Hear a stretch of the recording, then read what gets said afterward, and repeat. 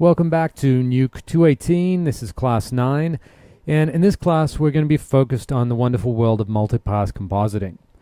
Specifically, we're going to look at compositing this glass sculpture into the environment of a kitchen counter. Very simple in terms of basic execution, but it is a good opportunity to show off all the different features we can use multipass for. So we're going to use multipass for adjusting the general shading outlay of the object. We're going to use it for applying shadow passes, reflection passes, and we're also going to use it for controlling depth of field and motion blur. So let's get right into it. Before we do anything, I'm just going to quickly pop in just for a second into Modo just to show you how this came about. Now, this is a standard object that is part of the objects that ship with Modo. I think it's, can't remember which category it's in, and it's in there somewhere. And all I've done is I've rendered it out with an OpenEXR light probe of the kitchen space. So we'll have a look at that in a moment. The most important thing I want to draw your attention to here is I've made multiple render passes. Now, Modo actually, at least by version 601, now ships with a plethora of useful passes. If you click Add Layer and choose Special Render Output, you can choose from all these different render outputs, including things like world coordinates, which gives us our P map, our position map, specular shading, segment ID, motion vectors, all kinds of wonderful things. And so the ones that I wanted to use, we've included here. Most important ones for compositing are diffuse shading, transparent shading, reflection shading, specular shading, subsurface shading, luminous shading, and well, those are the main ones. The rest are ancillaries for other purposes. But all of these guys here add up to the final color output. All right, that's all I'm going to spend in here. Like I said, I included a light probe. We might look at that in Nuke. I'll include it in the source files if you want to take a look at it. But basically, it's a spherical probe of the room. In HDR, I used multiple exposure stops to make sure I had plenty of dynamic range in the lighting. Because this is a float-based linear pipeline, I can be a little careless in terms of the general illumination levels because it's float, I should be able to adjust them all inside of Nuke. So as you may notice from the top of my screen, I'm going to be working out of the Nuke 7 Beta 38, which is the current public beta build of Nuke as of this date of recording. I'd encourage you guys to go ahead and download that. It'll work just fine with the FXPHD VPN license. And there's a couple of features in there. Well, one specifically, there's the new Z defocus node that we will be taking advantage of. So go ahead and download that. There are a few bugs with Nuke 7, things like the FBX export, camera animation not working, things like that are getting worked through. So just have a caveat there. You may want to jump into Nuke X 6.3 for certain things, but for most of what we're doing today, this will be fine. All right, let's go ahead and get started with the compositing. So just click in the node graph, R for read. We'll go into the CG render section and bring in sculpture. Select that.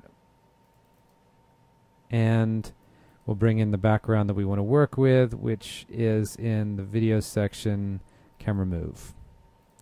All right, so we have a sculpture, we have a background, and we could simply merge them over, and we would have a composite.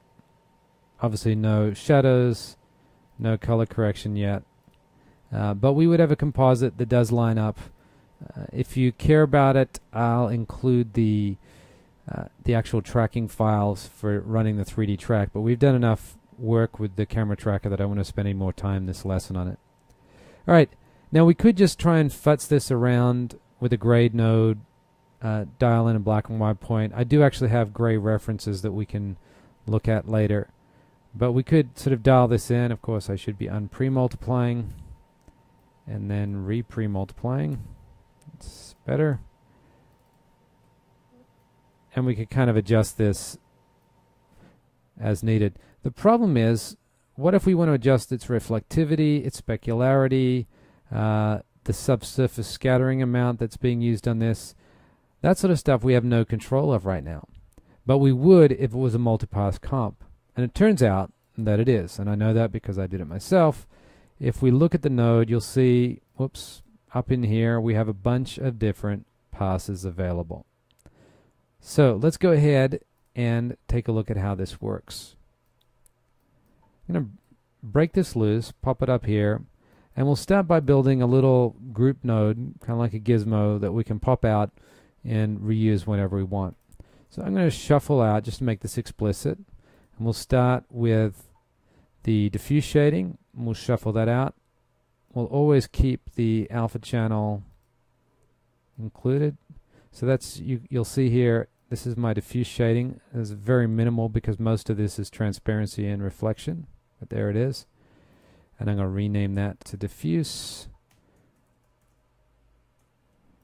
Okay, I'm going to copy and paste that, and I'll rename this to, well, let's set it for luminous.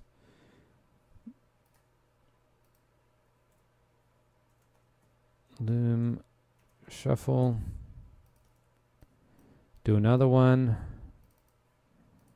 put this as, we'll skip motion vectors for now, reflection, and we'll call this reflect, shuffle, and I'll continue on this. Alright, when you're all done setting those up, you should have a diffuse shading pass. Make sure that the labels match the actual names here. Transparency, reflection, specular, subsurface, and luminous. If you look at them, we have something in diffuse, we have something in transparency, we have something in reflection. We don't have anything in specular just because of the way this thing was, the surface properties of this thing. All of its stuff comes from reflections. We have subsurface scattering, and we do have luminous shading. So let's kill off specularity just to economize things. No point in having it if we're not using it. And all we're going to do is simply add these passes together to come up with the final image. But rather than doing this in a clumsy way, we'll create a simple little group that allows us to adjust the levels. So to do that, we'll add a constant at the start. Make sure, by the way, in your settings that you set to 1920 by 1080, which is our comp size. And the constant is simply there to allow us to add everything in line without missing out on a slider for diffuse. So we're going to merge. I'm going to change the merge mode to plus. By the way, you can just choose plus from the tab list. It's a nice little shortcut. A lot of the common merge properties like Molt have their own shortcut from the tab entry box, but I just did it the other way. Plus, and we'll rename this to diffuse add. Copy and paste this, and we'll bring in the transparency pass, and we'll rename that to trans add. Now we're adding in reflections. To do it up here. Sometimes the N key doesn't work to rename.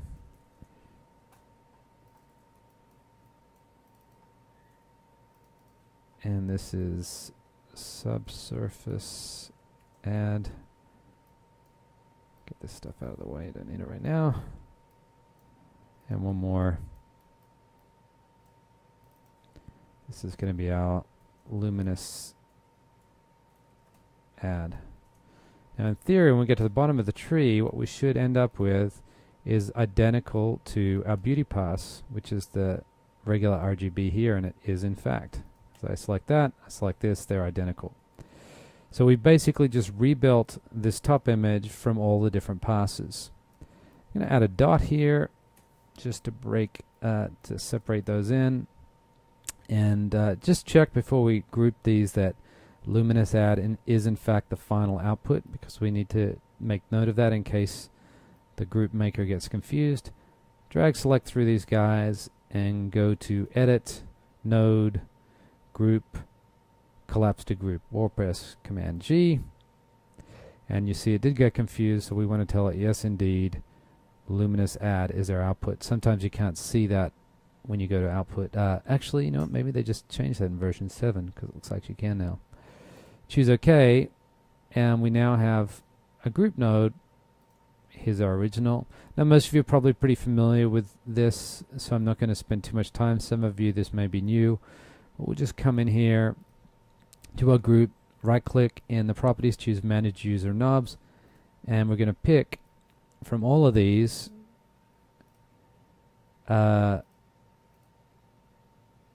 from the adds, diffuse add, merge, we're going to pick the mix, click on OK, and I'll edit that, and I'll actually give it the name diffuse add, and manage user knobs, do that for all of the others, so pick, we've done diffuse add, now we'll do transparency add, merge, right down the bottom, mix, and then select it, choose edit, and rename it to transparency add.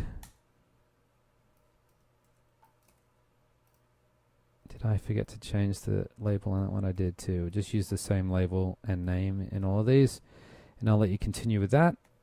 Okay, well, I'm all done. I don't know about you guys. Have my 5 different sliders picked into my group. I'm going to click done. I'll rename the group to something like multipass editor. And let's see how we're doing. If I select it and pull down the luminous, you know what? We've got these things rewired. That's easily fixed. Just select the group, hit Command Enter to jump back to the node graph there. And we just need to switch these. I've got the inputs the wrong way around. We want the thing being added coming on the A input, so I'm just going to select these and hit Shift X to swap the A and the B inputs. And actually there's one other thing we should do while we're in here, and that is shuffle copy the original alpha back in. So we will pop this over here, grab from the input.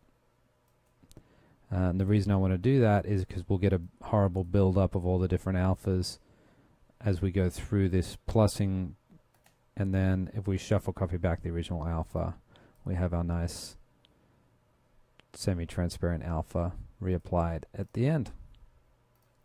Alright, so now that we've shifted those, so again, the A inputs should be the ones coming in, B inputs should be the ones going down the spine of the comp.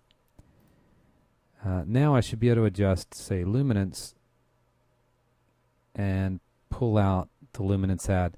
And in fact, in this case, if we look at the luminance channel, the luminous, I should say, this is what illuminates the image, but there was no special map or anything, so it's just generically adding values to every pixel in the image. It isn't actually creating any kind of sexy glow effect or anything, and so that pass is actually not really useful to us. So probably better, let me switch this back to RGBA, better just to kill that entirely and stop it from affecting our comp. There we go. So we don't want that. That's not really adding any sex appeal to the comp. And let's wire it up and take a look in context. Alright, so we now have the ability to control all kinds of things. So we can control how much reflection is added to the shot. We can control how much transparency there is. We can adjust the diffuse level. Now this is very subtle because there's not much in there to start with, but we can adjust that, and we can adjust the contribution of subsurface scattering. All little subtle adjustments, but they allow us to make some significant changes to our shot. Also, if we wanted to change, say, the diffuse color of the image or the reflection color, we could come in here. So let's pull the reflections off for a moment. Let's say we want to change the tint on the reflections. I can come in here to the reflection pass, throw in a grade node, and in my mult, let's say I wanted to go blue. I can now adjust the reflections to a blue.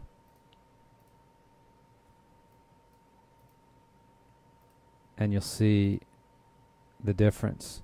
If I want to copy and paste that onto, say, the transparency pass as well, now the object's getting much bluer. So just by having these things broken out into passes, we have a lot more control of how we color correct things. We can color correct the individual passes instead of just globally color correcting the entire image. Okay, let's add in some shadows and some other bits and pieces, and then we'll do a final color correction on this and start looking at using some of the other passes for depth of field and motion blur. Okay, so let's read in, and we want to go to the CG renders, bring in the counter reflection. I'll click next. Then we'll bring in the shadow pass. That should do us for now. Now the shadow pass, I actually like the coloration here, so I don't want to just do a regular grade. I want to multiply this against the background. But you'll see that we're going to have a problem up here in that the generic plane that I created in Modo to catch the shadow stops right here at the horizon line, so we're going to have problems with this black area of the top. Simple solution, we're just going to run a tracker. Oh, I need to add a tracker. I forgot I'm in nuk218. This is a new system. So click Add Track. Here's my first tracker. And I'm going to come in and just say I want to track this whole region. And the settings, I'm going to set auto tracking to pattern grab behavior every frame. And so now it will, even though the shape may change, I don't really care about being precise. What I care about is making sure it continues to track. So every frame is going to be just fine. So now just run the track.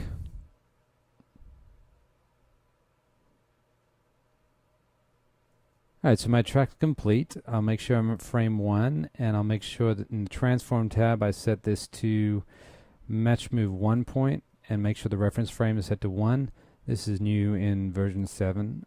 This is supposed to give better results, we'll see, than the regular match move. And now we'll rip that loose, add a rotopaint node. Let's blow away all our properties so we can see this properly. Make sure at frame 1. And we'll just draw a quick and dirty border around our shadow region. That's pretty safe. We'll add a blur just to be extra safe to make sure that there's a graceful transition if we need it. And now we're going to add a constant node, put it to a value of 1 so it's a nice white background to get rid of this stuff up the top. So now we'll shuffle copy our roto into the shadow passes alpha channel, add a pre-mult, bang, there it is, and now we will merge that over the constant. Now we need to add our tracker in here to keep our rotopaint on track. And with any luck, there we have it. Oh, there's a little bit of an issue there. Frame 205. I guess that's because we're hitting the border there, so let's just tuck in shape a little there. Let's take a look. There you have it. Shadow pass that we can now multiply against our background. So let's group this all up. Shadow pass. And we'll just tab mult, choose a merge multiply, which is just again the shortcut for adding a merge that's set to the multiply mode. And now we have the shadow applied to the ground. So when we do the comp, this thing is bedded nicely on a shadow. And that's actually kind of cool. Alright, so we got a shadow pass added, which we can adjust the intensity of with a grade over here. So if we want to bring the black point down a little, we can darken the shadow as need be. Compare that to nearby shadows. And this is a transparent object essentially, so we can't get too crazy. Alright, there's our shadow, and we've also got a reflection here. So how do we add the reflection? Well, think about it. Reflections are actually additional light sources. They're not like shadows where the light's been obstructed, but in fact they're actually additional light being added by a reflection to a surface. So we can just plus this in. I'll hit the tab key, plus, add a plus merge here, and plus in my reflections. I'll shift X the plus so that we now have the mix slider to control how much the reflections are added. And now you'll see that we have the general highlights there getting added back into the shot. Now the problem will come at the start of the shot. The banana, or the bunch of bananas, is going to get the reflection over them. So go ahead and quickly create a roto of the banana, and I will do that myself. Alright, so I went ahead and tracked the banana and did a quick rush shape here. We'll throw a blur onto that to just soften the transition a little bit. And we'll take this, let's pull these guys down, and make sure our reflection is always outside of the banana, or the cluster, the bunch. So let's add a merge here, shift X to flip those and change the merge operation to out. So the reflection now always has to be outside of the banana stack, and you should now have what we want. No more reflections interacting with our bananas. Alright, so that's kind of the basic comp setup. We have some reflections, we have some shadows, things are starting to look a little bit more convincing. What we need now is, there's several things left to do. Let's just list them off. General color correction. We want to add some diffusion to the CG. We want to add some defocusing and some motion blur. Although things are moving pretty slowly, the motion blur isn't quite as significant, but we'll certainly add it anyway. Okay, let's get started with the color correction.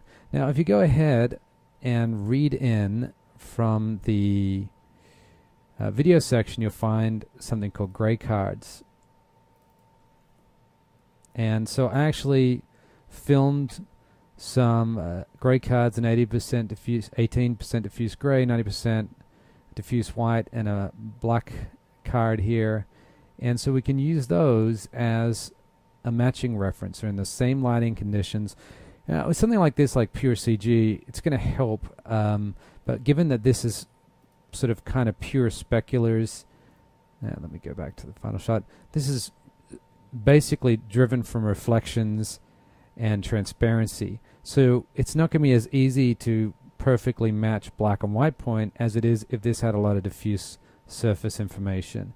I'll show you the principle. I doubt it will work brilliantly for this particular shot. Again, because we're dealing with a lot of super reflective items that will have values much higher than the 90% diffuse white point. But anyway, so let's add a grade node. I'll disable it. We could also use a color lookup for this, given that we have these three values. And I've also, if you read in and go to the CG renders, you'll see something called ref, and I think we want gray cards too.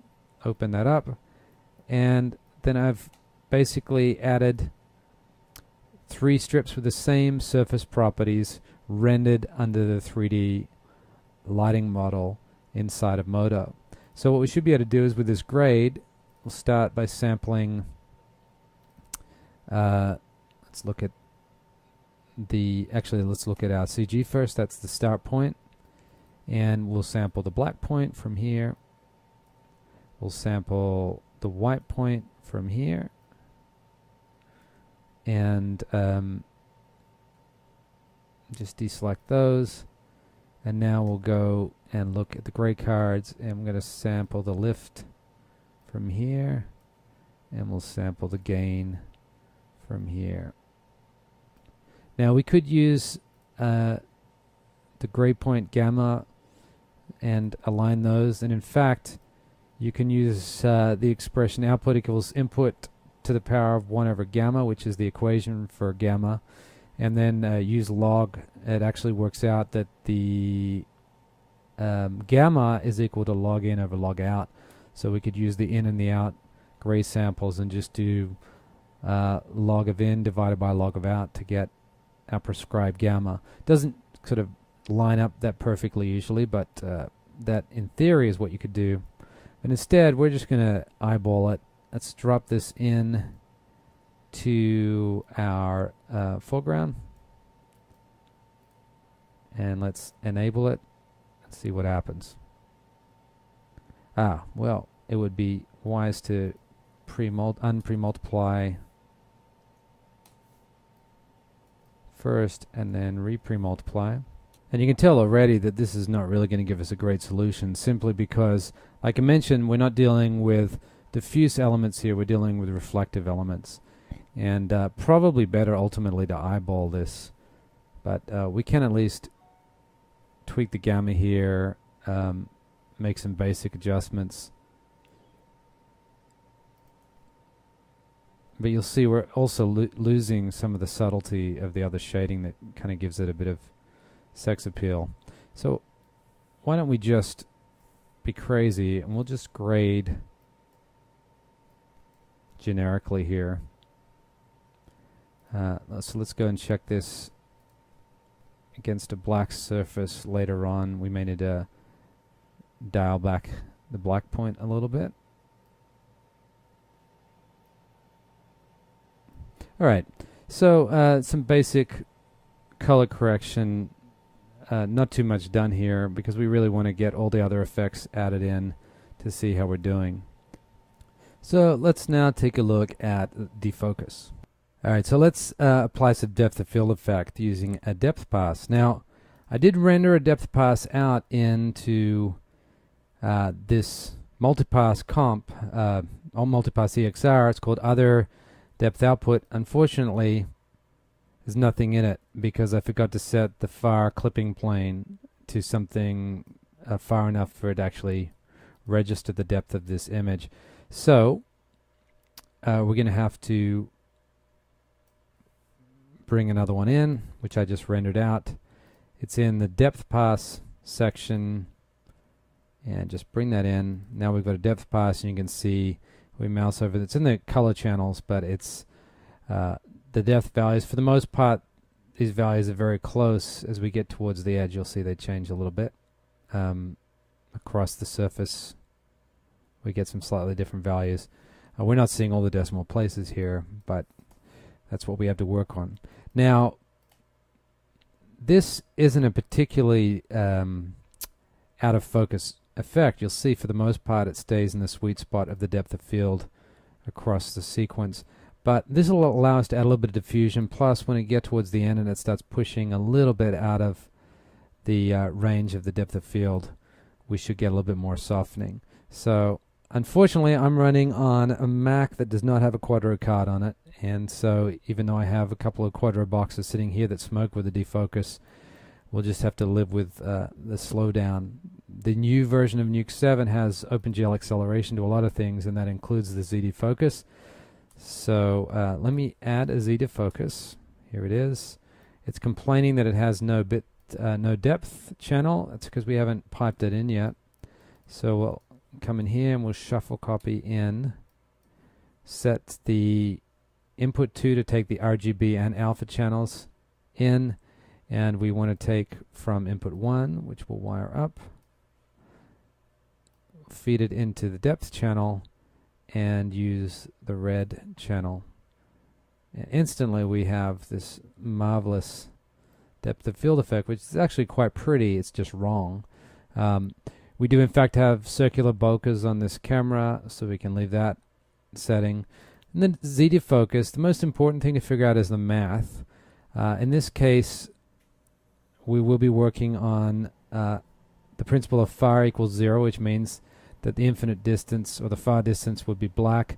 Closer to camera becomes white, so we can leave it at far equals 0. The focus plane, well, let's just look if we look, set this to depth Z, set our alpha channel to depth Z, look in the alpha channel, we can actually see the values written right here, and it's 0.99219 is about as close as it gets. So let's just set the depth, the focal plane at 0.993, just slightly in front.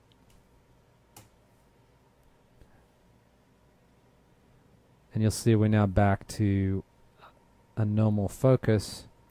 Press D to disable and re-enable. You can see a slight haloing right around the edges, which is going to help add a little bit of diffusion to the shot, which is good. It means we don't have to add any other diffusion gags necessarily. And we will also just crank up the size so we get a little bit more blurring as we get out towards the edges. And that should do it. So we're actually using the defocus. If this thing went in and out of the focal plane, obviously it would start to defocus a lot more than it is now. But this should give us a nice little bit of diffusion, a little bit of blooming, and also handle this thing as it moves out. While we're in here, let's add a little bit of diffusion to the reflection that we're adding to the ground plane. So we'll just do that by throwing a little bit of blur on here and just softening that up a touch.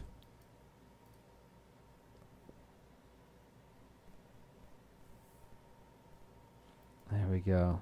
Just a little bit of diffusion of the reflections.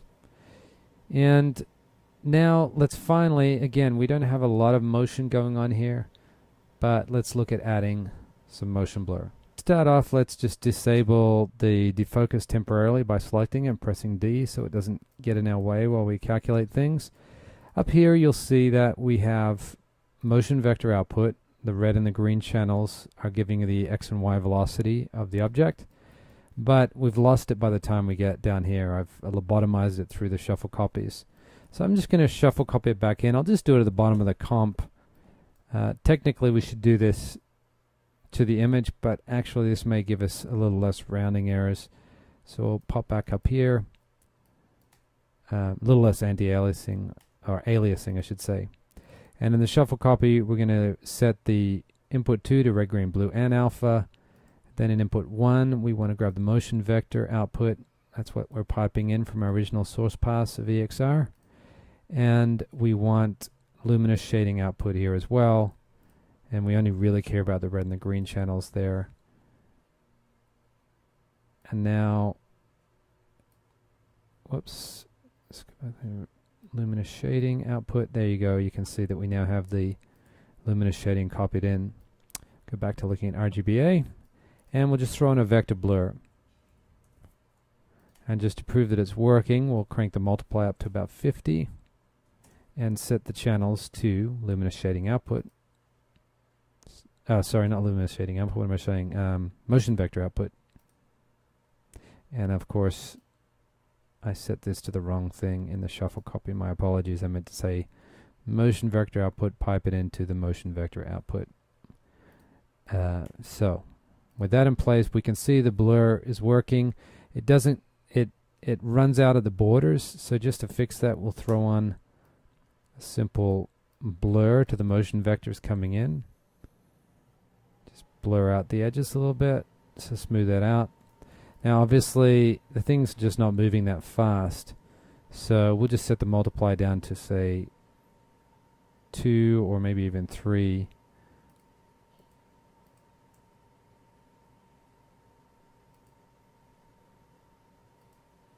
There we go.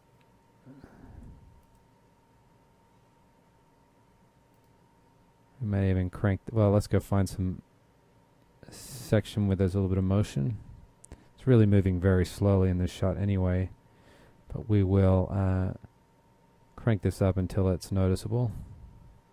Maybe we'll go to 6.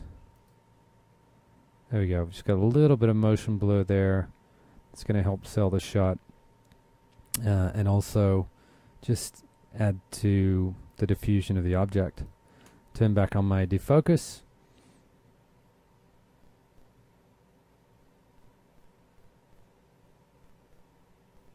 There we go. And the last thing we'll do is just add a little bit of grain. Then we can go back and recolor correct. So we'll throw on a grain node. Whoops, not a grade node, a grain node. Let's turn off apply only through alpha. Rip it loose. And we'll start by connecting it to the source plate with a blur. Like so. And in the blur, we'll look at the generic background. Make sure we blur out all grain detail. We're going to reapply it, and now we're just going to compare to our source shot. So now we can see how the grain's working. Look at the red channel. Adjust the size. Adjust the intensity. Green channel.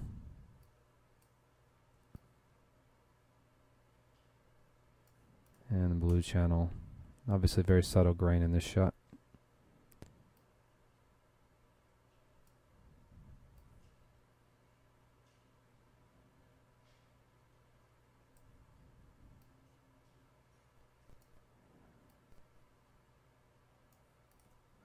There you go, that should do it. Cut that and paste it down the bottom. Now we got grain. Let's see if we do. We've got the other stuff dropped in the alpha, so let's just pop it in here.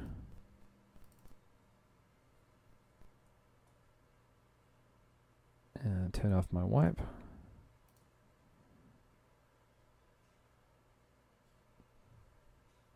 And we do have a decent alpha here, so we'll just check apply only through alpha. Merge. And there's our shot ready for some final color correction tweaking. And I will version up. And that's a wrap for today. So you can go through that, play with the settings a little bit, mess around with it, go back and revisit our group that we created and see what you can do about dialing in different looks with different reflections.